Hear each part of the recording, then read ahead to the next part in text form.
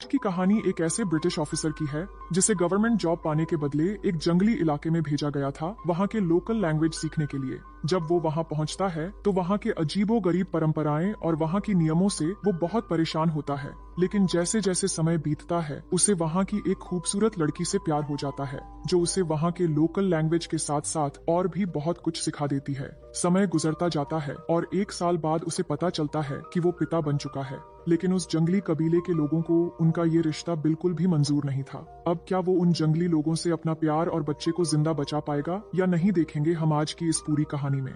तो हेलो दोस्तों, की तरफ से यहाँ का सब कुछ संभालता है। हेनरी जॉन से पूछता है, तुम्हारे पास तो बहुत सारे ऑप्शन थे, फिर तुमने यही जगह क्यों चुनी? जॉन जवाब देता है, क्योंकि मेरे पापा भी पहले यहाँ काम कर चुके हैं और मैं उन्हीं की तरह बनना चाहता हूँ। पर अब वो इस दुनिया में नहीं रहे और मेरी मॉम की भी 2 साल पहले डेथ हो गई है। फिर हेनरी जॉन को अपने घर ले जाता है और कहता है, कल तुम गांव वालों के बीच जाओगे क्योंकि यहाँ के लोगों से तुम्हें उनकी लैंग्वेज सीखनी है और उनकी कुछ पारंपरिक नियम हैं जो तुम्हें मानना होगा। इसके बाद अगले दिन बेलनसाई उसे नाव से गांव वालों के बीच लेकर जाता है। वहाँ एक छोटा सा वेलकम सेरेमोनी होता है जहाँ जॉन उनके सरदार से मिलता है जो बेलनसाई के पिता हैं। फिर मेहमान नवाजी के तौर पर उसे लोकल ड्रिंक ऑफर किया जाता है। पहले वो मना करता है लेकिन फिर बेलनसाई समझाता है कि ये ड्रिंक मना करना अपमान समझा जाता है। जॉन मजबूरी में पी लेता है, जिसके बाद उनका कल्चरल प्रोग्राम शुरू होता है जिसमें सेलिमा नाम की एक लड़की सामने आकर डांस करती है। वो बहुत खूबसूरत होती है और जॉन बस उसे देखता ही रह जाता है। फिर जॉन से कहा जाता है कि वो भी कुछ करे, तो उनके कहने पर जॉन एक इंग्लिश पोयम सुनाता है लेकिन किसी को समझ नहीं आती और सब बोर हो जाते हैं। ये देखकर जॉन बेलनसाई के साथ इंग्लिश स्टाइल में डांस करने लगता है और सब उनकी डांस देखकर जोर जोर से हंसने लगते हैं। ये सब खत्म होने के बाद सेलिमा सबके सामने प्यार से जॉन को एक माला पहना देती है। जॉन को ये थोड़ा अजीब लगता है पर वो कुछ नहीं कहता। इसके बाद उनके सोने का समय हो जाता है तो सब जाने लगते हैं, लेकिन तभी ड्रिंक की वजह से जॉन को उल्टी होने लगती है और उसे नशा चढ़ने लगता है। तभी वो देखता है कि कुछ लोग किसी का कटा हुआ सिर हाथ में लेकर जा रहे हैं और ये चीज उसे बहुत ही अजीब लगती है। फिर अगली सुबह वो हेनरी को बताता है कि मैं यहाँ क्या करने आया हूँ, मुझे कुछ भी समझ नहीं आ रहा। हेनरी बताता है, इन्हें परमिशन है कि वो चाइनीज घुसपैठियों को मार सकते हैं और इनकी ज्यादातर चीजें तुम्हें समझ में नहीं आएंगी, इसलिए बस तुम जिस काम के लिए आए हो उस पर ध्यान दो। तभी वहाँ पर सेलिमा आकर उनसे मिलती है तो हेनरी जॉन से कहता है, अब से ये लड़की तुम्हारे साथ रहकर इस जगह की लैंग्वेज सीखने में तुम्हारी मदद करेगी। ये तुम्हारे साथ एक वाइफ की तरह रहेगी जिसके साथ तुम इंटीमेट भी हो सकते हो। जॉन एकदम चौंक जाता है कि ये आखिर कैसी बात है। हेनरी कहता है कि यहाँ का एक कल्चर है जिसे स्लीपिंग डिक्शनरी कहा जाता है। सेलिमा भी इंग्लिश बोल सकती है और उसकी माँ भी एक स्लीपिंग डिक्शनरी रह चुकी है और जॉन के साथ रहने के लिए वो खुद तैयार हुई है। जॉन कहता है, ठीक है, लेकिन मैं इसके करीब नहीं जाऊंगा। ये सुनकर हेनरी थोड़ा गुस्से में बात करता है कि यही चीज यहाँ का कल्चर है और सेलिमा खुद इसके लिए तैयार है, तो फिर तुम्हें क्या प्रॉब्लम है? तुम्हें इसके साथ रहना ही पड़ेगा। इसके बाद रात के समय हम जॉन और सेलिमा को एक पुराने घर में देखते हैं जहाँ उनके साथ एक शेफ भी होता है जो दोनों के लिए खाना बनाता है। तभी सेलिमा जॉन को उसके करीब आने के लिए कहती है पर जॉन उसे समझाता है कि मेरे देश में ऐसा कुछ नहीं होता और ये सब मेरे हिसाब से गलत है। सेलिमा थोड़ी देर उसे देखती है और ठीक है कहकर सोने के लिए चली जाती है। फिर अगले दिन बेलनसाई एक थैला जॉन को देकर कहता है, कल रात एक लड़ाई हो गई थी इसलिए कुछ चाइनीज के सर काट कर लाया हूँ। लेकिन सब हंसने लगते हैं क्योंकि वो जॉन का मजाक बना रहे थे और उस थैली में दरअसल किसी जानवर का सर था जिसे वो समझ नहीं पाया था। अब घर आने के बाद जॉन को पता चलता है कि उसका शेफ उसके लिए एक लड़के को लेकर आया है। क्योंकि जॉन सेलिमा के करीब नहीं जाता तो शेफ को लगा कि शायद उसे लड़के पसंद है, पर जॉन गुस्से में चिल्लाने लगता है कि तुम सब के सब पागल हो और सेलिमा पर भी भड़क जाता है कि मुझे यहाँ कोई नहीं चाहिए। ये सुनकर सेलिमा को भी गुस्सा आता है। फिर वो अगले दिन सुबह वापस चले जाने वाली होती है, लेकिन शेफ उसे रोकने के लिए जॉन को समझाता है कि अगर वो गई तो सब उसका मजाक उड़ाएंगे। तो जॉन सेलिमा को रोककर कहता है, तुम बहुत ही खूबसूरत हो पर मेरा बिलीफ इस चीज को पाप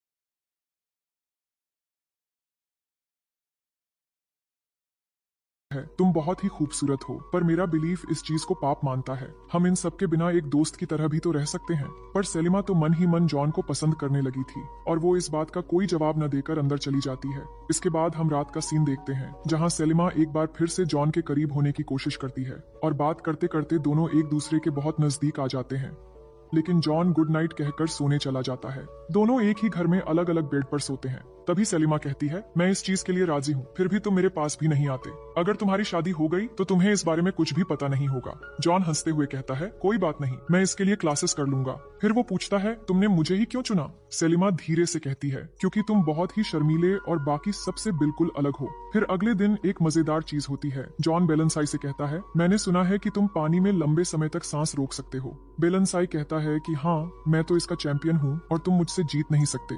जॉन कहता है, तो चलो फिर कंपटीशन करते हैं। इसके बाद दोनों पानी में उतरते हैं और गांव वाले भी जमा होकर देखने लगते हैं कि पहले कौन बाहर आता है। लेकिन थोड़ी देर बाद बेलनसाई बाहर आ जाता है और उसकी सांस फूलने लगती है, पर जॉन अभी भी अंदर होता है और काफी देर के बाद बाहर निकलता है। सब हैरान हो जाते हैं क्योंकि वो जीत चुका था। बेलनसाई पूछता है, तुमने ये कैसे किया?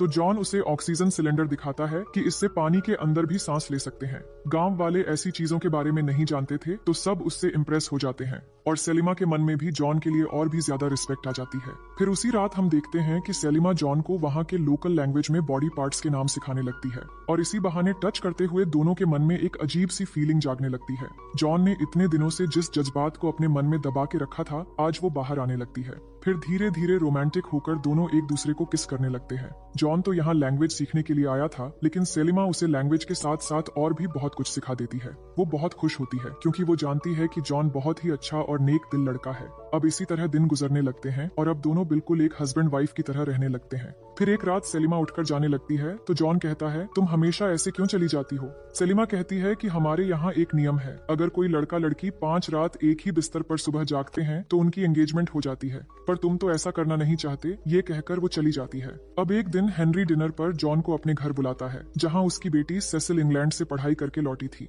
डिनर पर सब साथ थे और बातों बातों में सेसिल कहती है, पहले यहाँ एक अजीब रिवाज होता था जिसमें ऑफिसर्स को लैंग्वेज सिखाने के लिए लड़कियां दी जाती थीं, पर ऐसे में तो एक दूसरे के लिए फीलिंग्स भी आ सकती थीं। हेनरी बोलता है, तुम्हें शायद नहीं पता, पर वो रिवाज आज भी है, पर इस चीज को एक काम की तरह देखना चाहिए और कोई चाहे तो अपने फीलिंग्स पर कंट्रोल कर सकता है। पर जॉन कहता है, कुछ फीलिंग्स पर कंट्रोल नहीं होता, जैसे मुझे सेलिमा के लिए हुई है। हेनरी को ये बात बिल्कुल पसंद नहीं आती और वो कहता है, तुम इसके लिए मुसीबत में पड़ सकते हो। इसके बाद जॉन वापस आ जाता है, जहाँ सेलिमा बहुत ही खूबसूरत ड्रेस पहनकर सामने आती है और दोनों किस करने लगते हैं। अब जॉन के दिल में सेलिमा के लिए सिर्फ अट्रैक्शन नहीं बल्कि प्यार भी था, लेकिन उसे अंदाजा नहीं था कि यही प्यार कितनी बड़ी मुश्किल लेकर आने वाला था। अगले दिन जॉन और सेसिल वहाँ के इलाके को सर्च करने निकलते हैं, क्योंकि सेसिल वहाँ नई थी और रिसर्च के सिलसिले में बहुत कुछ जानना चाहती थी। दोनों काफी सारी बातें करते हैं और गांव वालों के कई सारे कारनामे भी देखते हैं। फिर सेसिल वहाँ के लोगों के साथ सेलिमा की भी फोटोज क्लिक करती है, लेकिन सेलिमा को ये बिल्कुल भी पसंद नहीं आता और उसे मना करने के लिए वो जॉन को कहती है, पर जॉन सेसिल को कुछ बोल नहीं पाता। तभी नदी के किनारे कुछ लोग नाव लेकर अधमरी हालत में पहुंचते हैं और उनके सामने ही दम तोड़ देते हैं। उनकी मौत किसी पॉइजन की वजह से लग रही थी और वो दक्षिणी इलाके से आ रहे थे। जॉन कहता है, मैं जरूर पता लगाऊंगा कि ये सब कैसे हुआ, और वो अगले दिन बेलनसाई और सेलिमा के साथ वहां जाने का प्लान बनाता है। उस बीच हेनरी की वाइफ एगी जॉन के पास आकर कहती है, मेरी बेटी काफी पढ़ी लिखी है और तुम भी एजुकेटेड हो, तो क्यों ना तुम दोनों शादी कर लो। जॉन कोई जवाब दिए बिना चुप रहता है, तो एगी कहती है, इस बारे में जल्दी सोच लेना, नहीं तो वक्त निकल जाएगा। इसके बाद अगले दिन प्लान के मुताबिक सब लोग नाव के जरिए एक बस्ती में पहुंचते हैं, जहां उन लोगों की मौत का पता लगाना था। उस बस्ती में कुछ ज्यादा लोग नहीं थे, पर एक एक करके वो मर रहे थे। उन्हें देखकर बहुत ही अजीब लग रहा था और जब इसके बारे में जांच करने लगते हैं तभी कोई उन पर फायरिंग कर देता है, पर वो बच जाते हैं। फिर बेलनसाई और जॉन उस हमलावर का पीछा करते हुए एक जगह पहुंचकर देखते हैं कुछ बाहरी लोग इन बस्ती वालों को पकड़कर जबरदस्ती सिल्वर निकालने का काम करवा रहे हैं। लेकिन अभी कोई एक्शन लिए बिना दोनों जैसे ही वापस बस्ती में पहुंचते हैं तो देखते हैं सेलिमा भी बीमार पड़ चुकी है। जॉन को याद आता है कि सेलिमा ने लास्ट टाइम चावल खाया था। तभी कुछ लोग आकर उन्हें घेर लेते हैं, तो सेलिमा उन्हें जंगली भाषा में समझाती है कि हम आप लोगों की मदद के लिए आए हैं। जॉन बताता है कि आप लोग जो चावल खा रहे हैं उसी में स्लो पॉइजन है, जिस वजह से लोग धीरे धीरे मर रहे हैं। वो लोग बताते हैं कि ये चावल हमें बाहरी लोगों ने दिया था, जिसका मतलब है कि इन बस्ती वालों को वो लोग मार देना चाहते हैं ताकि यहाँ गैर कानूनी काम करने से उन्हें कोई रोक न सके।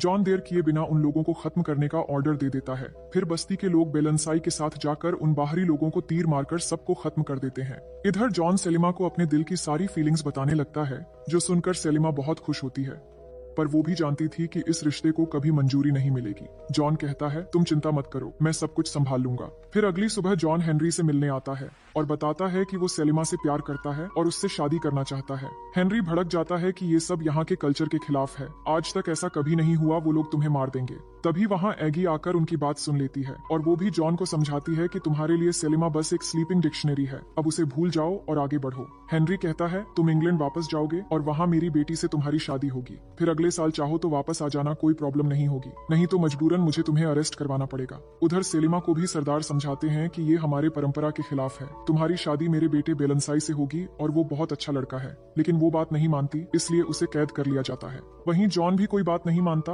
और फौरन सेलिमा से मिलने चला आता है। सेलिमा बहुत दुखी होकर कहती है कि मैंने कहा था हमारे रिश्ते को कोई नहीं मानेगा, इसलिए प्लीज तुम चले जाओ, मैं यहाँ रहकर अपनी जिंदगी बिता लूंगी। लेकिन जॉन उसे बाहर निकालने की कोशिश करता है। इतने में सारे लोग वहाँ पहुँच जाते हैं और हेनरी जॉन से बोलता है कि मैं तुम्हारा सीनियर हूँ और मेरे ऑर्डर मानने के अलावा तुम्हारे पास कोई रास्ता नहीं है। इसके बाद मजबूरन जॉन को ऑर्डर माननी पड़ती है। फिर यहाँ से कहानी शिफ्ट होकर 1 साल बाद का सीन दिखाया जाता है, जहाँ इंग्लैंड में जॉन और सेसिल की शादी हो जाती है। सेसिल को सेलिमा और जॉन के बारे में पता था, पर इस बात से उसे कोई फर्क नहीं पड़ता। लेकिन जॉन के दिल में अभी भी सेलिमा की यादें बाकी थीं। फिर भी वो सेसिल के साथ टाइम स्पेंड करता है और उसे इस बारे में कुछ भी एहसास होने नहीं देता। फिर कुछ महीने बाद जॉन फिर से सरावक लौटता है। सेसिल भी उसके साथ होती है और सब लोग उनका वेलकम करते हैं। रात को सब लोग फिल्म देखते हैं, लेकिन जॉन की निगाहें अभी भी सेलिमा को ढूंढ रही थीं। फिर रूम में आने के बाद सेसिल उसके करीब आने की कोशिश करती है, लेकिन फिर वो खुद ही रुक जाती है और सेलिमा के बारे में बात करने लगती है। वो कहती है मुझे पता चला है कि अब सेलिमा की शादी हो चुकी है और उसका एक बेटा भी है।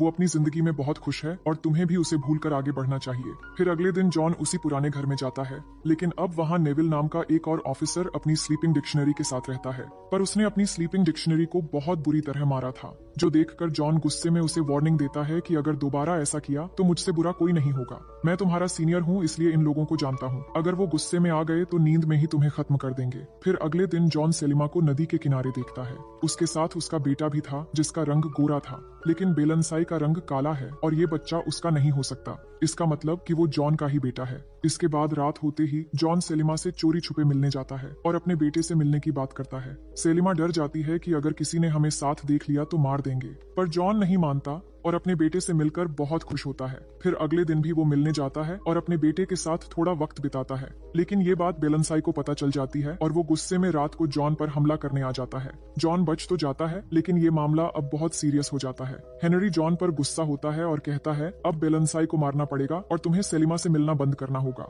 जॉन पूछता है अगर सेलिमा आपकी बेटी होती तब भी क्या आप यही करते? ये सुनकर हेनरी इमोशनल हो जाता है और जॉन को अपना सबसे बड़ा राज बताता है कि सेलिमा असल में उसकी ही बेटी है। उसकी भी एक स्लीपिंग डिक्शनरी थी जिससे सेलिमा ने जन्म लिया था, लेकिन अपनी वाइफ की वजह से वो उसे कभी नहीं अपना सका और अतीत को भुलाकर पूरी जिंदगी अपनी ड्यूटी निभाता रहा। अब अगले दिन बेलनसाई को पकड़कर सबके सामने पेश किया जाता है और बेलनसाई भी मान लेता है कि वो जॉन को जान से मारने गया था। फिर ये डिसीजन लिया जाता है कि बेलनसाई को फांसी दी जाएगी, लेकिन जॉन ऐसा नहीं चाहता था, पर बेलनसाई ने खुद अपना जुर्म कबूल कर लिया है, इसलिए मजबूरन वो अनाउंस कर देता है कि कल सुबह बेलनसाई को फांसी दी जाएगी। अब सुबह होने तक बेलनसाई को कैद में रखा जाता है और फांसी की जगह तैयार की जा रही होती है, लेकिन जॉन रात में चुपचाप बेलनसाई को छुड़ाकर उसे यहाँ से भाग जाने को कहता है। इतने में सेलिमा भी वहाँ पहुँचती है और बेलनसाई के जाने के बाद जॉन उससे कहता है मैं आज भी तुम्हें उतना ही चाहता हूँ, मैं हमेशा तुम्हारे और अपने बेटे के साथ रहना चाहता हूँ, इसलिए कल हम दोनों यहाँ से कहीं दूर भाग जाएंगे। सेलिमा भी मान जाती है और कहती है मैं तुम्हारा इंतजार करूंगी। लेकिन अगले दिन सेसिल बताती है कि वो प्रेग्नेंट है, जो सुनकर जॉन कंफ्यूज हो जाता है कि अब उसे क्या करना चाहिए। इधर एगी नेविल के साथ मिलकर सेलिमा से बात करती है कि तुम्हें अब नेविल की स्लीपिंग डिक्शनरी बनना होगा, क्योंकि उसकी पहली वाली बात नहीं मान रही है, जिसके बाद सेलिमा को मजबूरन नेविल के साथ जाना पड़ता है। अब रात हो जाती है और नेविल सेलिमा के साथ धीरे धीरे जबरदस्ती शुरू कर देता है, लेकिन सेलिमा शेफ के साथ मिलकर मौका देखते ही नेविल को मारकर बेहोश कर देती है और शेफ की मदद से वहां से भाग जाती है। इधर जॉन अभी भी कंफ्यूजन में था कि वो क्या करे। फिर वो सेलिमा के लिए एक लेटर लिखता है कि मैं अब तुम्हारे पास नहीं आ सकता। तभी सेसिल आकर वो लेटर पढ़ लेती है और सब कुछ समझ जाती है, लेकिन वो गुस्सा नहीं करती और कहती है कि मैं जानती हूँ तुम अभी भी सेलिमा से प्यार करते हो, तुम मजबूरी में जिंदगी जियो ये मैं नहीं देख सकती, इसलिए मैं तुम्हें नहीं रोकूंगी। तुम उसके पास चले जाओ और मेरी चिंता मत करो, मैं यहाँ किसी को नहीं बताऊंगी। उसकी बातें सुनकर जॉन को बहुत बुरा लगता है कि उसे इस हालत में वो कैसे छोड़कर जा सकता है। सेसिल कहती है मैं तुम्हें ऐसे घुट घुट के मरते हुए नहीं देख सकती, इसलिए जाओ उसके पास। जिसके बाद जॉन सेसिल को गुड बाय कहकर निकल पड़ता है। वहीं सेलिमा को देखते हैं जो भागते हुए जाकर बोट तक पहुंच जाती है, पर वहां जॉन उसे नहीं मिलता, जिससे वो बहुत दुखी हो जाती है। अब सुबह होने वाली होती है और जॉन भागता हुआ पहुंचकर देखता है कि बोट निकल चुकी है। तभी जॉन का शेफ उसे बताता है कि सेलिमा बोट से नहीं गई, वो तुम्हारा इंतजार करते करते उसी बस्ती की तरफ चली गई है और वो तुम्हें वहीं मिलेगी। इधर सेलिमा अपने बेटे को लेकर नदी के रास्ते जाने वाली होती है। तभी वहां हेनरी पहुंचता है और उसे पता था कि सेलिमा कहां और किस लिए भाग रही है, लेकिन उसे कुछ कहने की बजाय उसकी सेफ्टी के लिए अपनी गन दे देता है। सेलिमा को हेनरी की डायरी मिल गई थी और उसे भी पता चल गया था कि हेनरी उसके पिता हैं। फिर वो अपनी बेटी को गले लगा लेता है और गुड बाय कहकर खुद ही उसे दूसरी बस्ती की ओर रवाना कर देता है। अब नेविल को देखते हैं, जो उस वक्त सिर्फ बेहोश हुआ था, और एगी को पता चल जाता है कि हेनरी ने ही सेलिमा और जॉन को भागने दिया है, पर वो हेनरी को ज्यादा कुछ कह नहीं पाती और बाहर आकर नेविल को ऑर्डर देती है कि तुम जाकर जॉन और सेलिमा को जान से मार दो। उधर जॉन सेलिमा को ढूंढते हुए जाकर बस्ती तक पहुंच जाता है, जहां सेलिमा उसे मिल जाती है और दोनों एक दूसरे को गले लगा लेते हैं। इतने में वहां नेविल भी पहुंच जाता है और गन पॉइंट करके उन्हें खुद अपने हाथों पर हथकड़ी लगाने के लिए कहता है। वो मजबूरी में ऐसा ही करते हैं, लेकिन फिर वो सेलिमा के पास आकर जॉन के सामने ही उसके साथ गलत हरकतें करने लगता है। तभी जॉन किसी तरह खुद को छुड़ाकर उसके साथ लड़ाई करने लगता है, पर जॉन कमजोर पड़ जाता है और तभी सेलिमा नेविल पर गोली चला देती है। लेकिन अनफॉर्चुनेटली गन में सिर्फ एक ही गोली थी और अब नेविल सेलिमा को शूट करने वाला होता है, लेकिन तभी बस्ती के लोग आकर नेविल पर तीर चला देते हैं, जिससे वो वहीं गिरकर मर जाता है। अब कहानी के आखिरी सीन में देखते हैं, जहां अब जॉन यहीं पर अपने परिवार के साथ रहने का फैसला करता है। सेलिमा कहती है, अगर तुम मेरे साथ यहाँ रहोगे तो बाहर की दुनिया से दूर हो जाओगे। जॉन मुस्कुराते हुए जवाब देता है कि मुझे कहीं नहीं जाना, मैं अपने परिवार के साथ हूँ और अब यही मेरी दुनिया है। मैं हमेशा तुम्हारे साथ और इसी बस्ती के लोगों के साथ खुश रहूंगा। जिसके बाद दोनों खुश होकर एक दूसरे के साथ डांस करने लगते हैं और इसी सीन के साथ कहानी यहीं पर खत्म हो जाती है। तो दोस्तों, मैं उम्मीद करती हूँ कि ये कहानी आपको बेहद पसंद आई होगी।